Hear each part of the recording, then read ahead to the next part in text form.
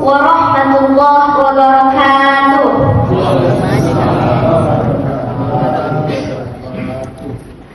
Alhamdulillahilladzi hadana li hadza wa ma kunna linahtadiya laula an hadana Allah. Asyhadu an la ilaha illallah wa asyhadu anna Muhammadar Rasulullah la nabiyya ba'da.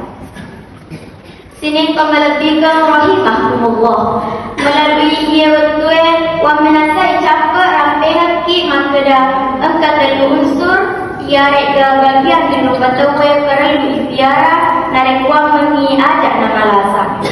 Yang pertama watakalewe perlu andre inum istirahat najak tu sinakal lebih maka dari Allah Taala lelena aparat lebih.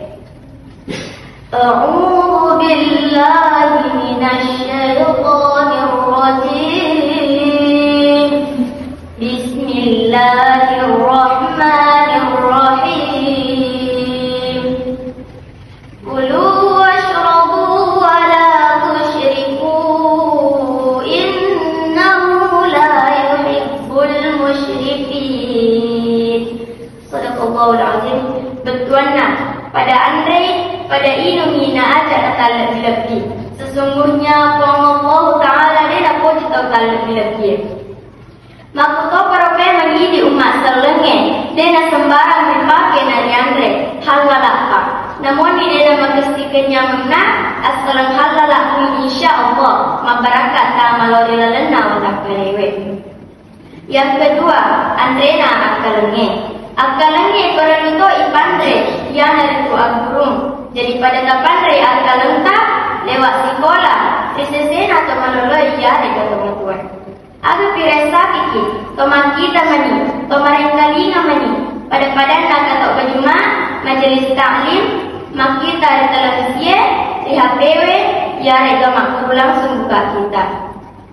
Jadi rokok dia enamelo piari akal lengkap, itulah itu maluku. Sebab manasa agama tak nasuruh piari akal lengkap. Yang ketiga atie perlu to ipiara ipatenang dari pekario-rio. Dari komalase atie apa Pak Burana? Sini komalat tiga rahimahullah. Pak Burana dari komalase atie ia dari zikrullah. Teman yang garang di Allah Taala.